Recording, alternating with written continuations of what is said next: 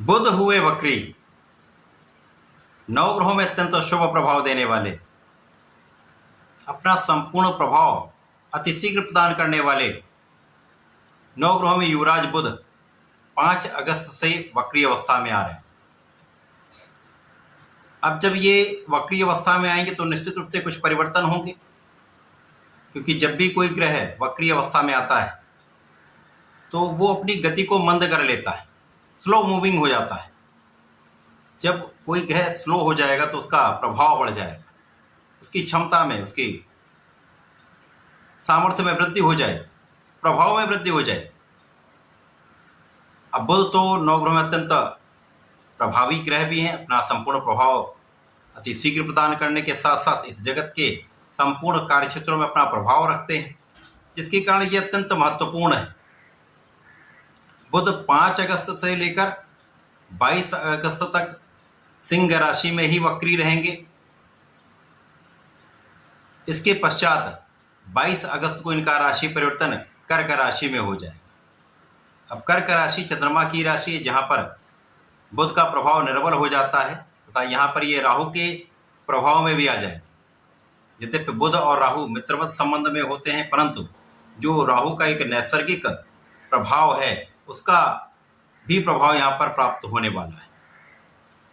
तो वक्री बुध का किस प्रकार का प्रभाव इस समय प्राप्त होने वाला है, इसका संपूर्ण विश्लेषण मैं करने जा रहा हूं। जय श्री गणेश, नमस्कार।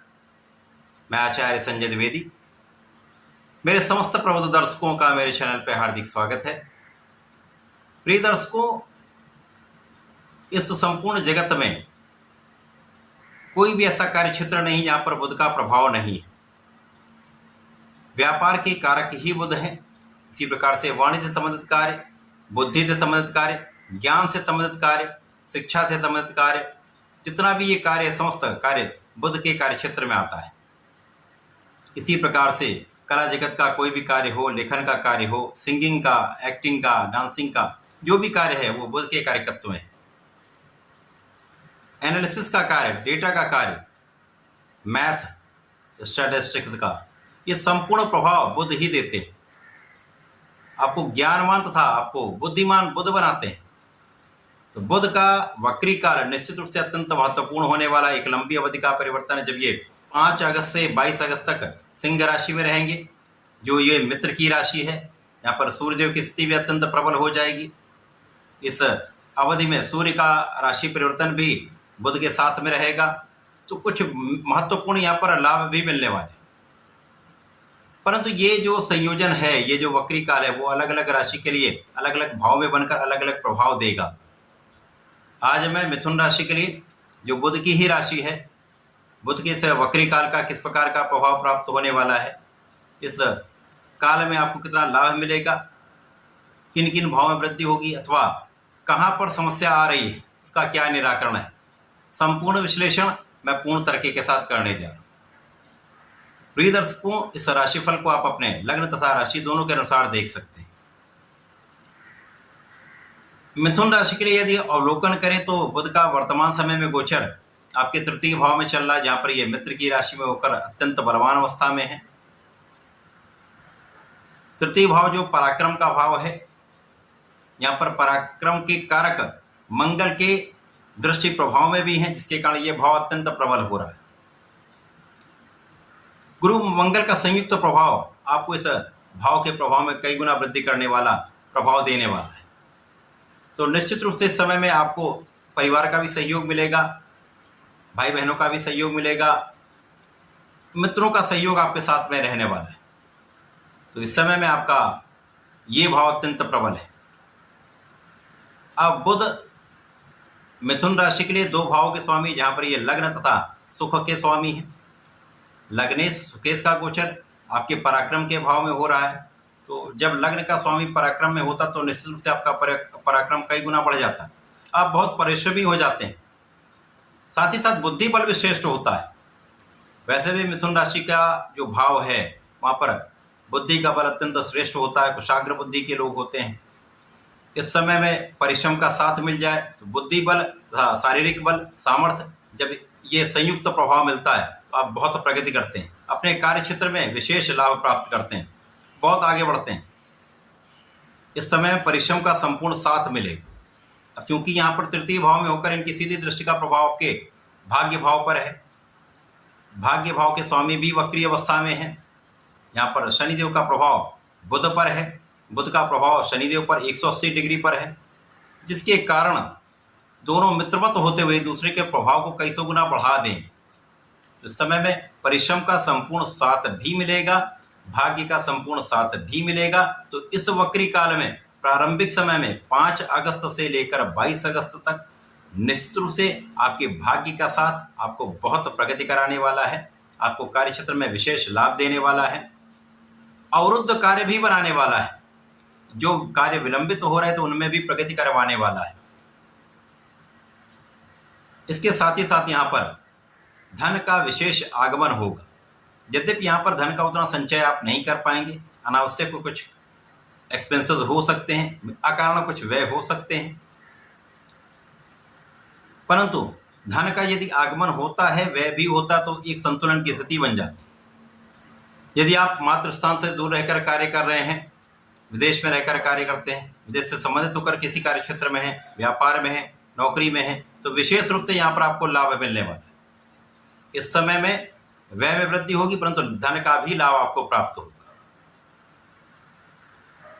इस समय में लाभ का क्षेत्र भी प्रबल होगा, लाभ में भी वृद्धि होगी। जिस क्षेत्र में आप कार्य करते हैं, चाहे वो वाणिज्य संबंधित कार्य हो, चाहे बुद्धि संबंधित कार्य हो, कला जगत का कार्य हो, नौकरी हो, प्रोफेशन हो, या आपका अपना व्यवसाय बिजनेस हो, उन सभी क्षेत्रों में कुछ नए रास्ते बनने वाले, आप अपने कार्य क्षेत्र में कुछ नया करने वाले, कुछ नया सोचने वाले। यदि आप पूर्ण रूप से प्लानिंग के साथ कुछ कार्य करने वाले हैं, तो निश्चित रूप से यहाँ पर एक अच्छा प्रभाव आपको मिलेगा। ये बदलाव आपके लिए अत्यंत प्रभावी होने वाला है, विशेष रूप से लाभ देने वाला है। कार्य क्षेत्र में लोगों का सहयोग मिलेगा, विशेष रूप से व्यापारिक क्षेत्र में जहाँ पर आपका धन कहीं अवरुद्ध हो चुका है, वो धन भी प्राप्त हो सकता है। धन वापसी का भी योग बन रहा है। जब धन आएगा तो सुख साधन का योग बनता है। तो इस समय में बुध का वक्री काल 5 अगस्त से 22 अगस्त का जो समय है, उस समय में सूर्य भी परिवर्तन करके 16 अगस्त को जब आ जाएंगे, तो विशेष रूप से आपके नई अपॉर्चुनिटीज आपको प्राप्त होने वाली है। एक अच्छा धन का योग बन रहा है, नौकरी में प्रमोशन का योग बनेगा, व्यापार में प्रगति का योग बनेगा, व्यापार में तेजी का योग बनेगा, जिससे आप विशेष रूप से बड़ा धन अर्जित करने वाले। इसके पहले सूर्यदेव आपके धन भाव में गोचर करेंगे, यहाँ पर राहु के प्रभाव में होंगे। तो ज्यादा जब जैसे मैंने बताया कि यहाँ पर धन तो आएगा, परंतु धन का उतना संचय आप नहीं कर पाए। परंतु जब सूर्यदेव भी आपके तृतीय भाव में गोचर करेंगे, स्वयं की राशि में होंगे, अत्यंत बलवान हो जाएंगे, तो यहाँ पर बुधादित्य योग बन जाएगा। तो यहाँ पर शुक्र भी पहले से भी हैं, तो शुक्र और बुध लक्ष्मी योग में होंगे, बुध और सूर्य बुधादित्य योग में होंगे। तो महाप्रबल स्थिति बन रही, जिसके कारण नौकरी के क्षेत्र में भी सफलता मिलेगी, व्यापार के क्षेत्र में भी सफलता मिलेगी, आपको अपने प्रोफेशन में भी सफलता मिलेगी, नए नए अवसर आपको प्राप्त हो सकते हैं, कला क्षेत्र में नए कॉन्ट्रैक्ट आपको प्राप्त हो सकते हैं। इसके साथ परिवार का सहयोग मिलेगा, माता पिता के सुखों में वृद्धि होगी, आपके सुख साधन बढ़ेंगे, आप सुख साधन का अर्जन करने वाले, भूमि भवन वाहन का संपूर्ण योग यहाँ पर आपको प्राप्त हो। तो ये 5 अगस्त से 22 अगस्त का जो समय आपके लिए विशेष रूप से प्रगति कराने वाला है, धन का भी लाभ कराने वाला है, सुख साधन भी बढ़ाने वाला है। परंतु उसके पश्चात जब ये 22 अगस्त को ट्रांजिट करके राशि परिवर्तन करके कर्क राशि में चले जाएंगे, तो बुध चंद्रमा की राशि में निर्बल भी होंगे, धन भाव में होंगे, साथ ही साथ राहु की सीधी पहली दृष्टि के प्रभाव में आ जाएंगे। अब राहु के प्रभाव में आएंगे तो धन भाव पर इनकी दृष्टि का प्रभाव राहु का अचानक धन लाभ तो कराएगा, परंतु यहाँ पर बुध पर जड़ दोष भी लगेगा। बुध पर जब जड़ दोष लगेगा तो कहीं ना कहीं ये समस्या उत्पन्न कर सकता है। अब चंद्रमा की राशि में तो मन को भ्रमित करने का योग बन जाता है, मन अनायास किसी तनाव में आ सकता है, कुछ अनवांटेड फियर आ सकते हैं, बिना कारण भय आ जाता है, बिना कारण डर बैठ जाता है, बिना कारण धन का व्यय हो जाता है। परिवार के बीच में कहीं ना कहीं एक सामंजस्य की स्थिति में समस्या आती है, वाणी के भाव यहाँ पर दूषित हो जाता है, कभी कभी वाणी के कारण समस्या आती है, तो यहाँ पर वाणी पर पूर्ण रूप से आप नियंत्रण रखें। किसी भी कार्य को करने से पहले पूर्ण रूप से उसका एनालिसिस करके कार्य करें। यदि कहीं पर ना समझ में आए तो बड़ों की राय लें या अपने गुरु का सहयोग लें। यहाँ पर बोलने से पहले सोच कर बोलें तथा किसी काम को करने से पहले 4 बार विचार कर लें, तब उस कार्य को आप करने के लिए आगे बढ़ें, तो बड़ी समस्या नहीं हो। यद्यपि इस समय में अनायास कोई व्यय हो सकता है, कुछ क्लेश हो सकता है, तो यहाँ पर ध्यान रखने की आवश्यकता होगी। 22 अगस्त से लेकर 28 अगस्त के बीच का जो समय है, यहाँ पर जो स्थिति बन रही है उसके कारण आप परिश्रम तो करेंगे, परिश्रम का उतना लाभ आपको या तो नहीं मिल पाएगा या अनायासी धन का व्यय होगा, अकारण तनाव रहेगा, बिना कारण क्लेश होगा, जिसके कारण उथल पुथल की स्थिति बन सकती है। इस उथल पुथल के कारण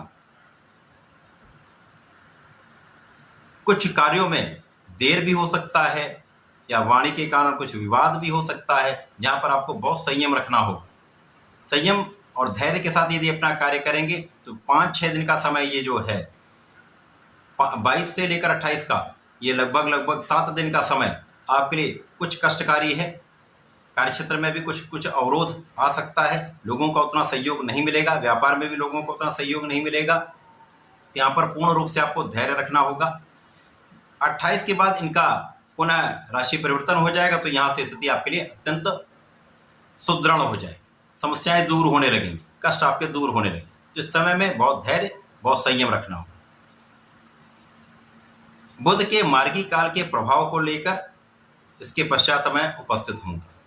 जब 28 से ये मार्गी काल में आएंगे तो उसका कुछ विशेष प्रभाव प्राप्त होने वाला है। मिथुन राशि के जातकों के लिए मैं सदा ही कहता हूँ, आपको गणपति जी के शरण में रहना चाहिए, उनकी उपासना करनी चाहिए। नित्य ओम गंग गणपतये नमः का 1 माला का सुबह शाम जप कर लेंगे तो मन भी संतुलित रहेगा, राहु भी संतुलित रहेंगे तथा यहाँ पर अनायास डर भी नहीं लगेगा, तनाव भी दूर होगा तथा यहाँ पर बुद्धि बल जो कहीं ना कहीं जड़ दोष में आ जाता है, उसका सही प्रयोग आप सही समय पर कर पाएंगे। साथ ही साथ यहाँ पर गणपति जी का संकर्णासन गणेश स्तोत्रम करें। ये अत्यंत श्रेष्ठ स्रोत है जो आपके संकटों से आपको दूर रखता है, किसी भी स्थिति में आपको संकटों से बचाकर आपको आगे बढ़ाने का कार्य करता है।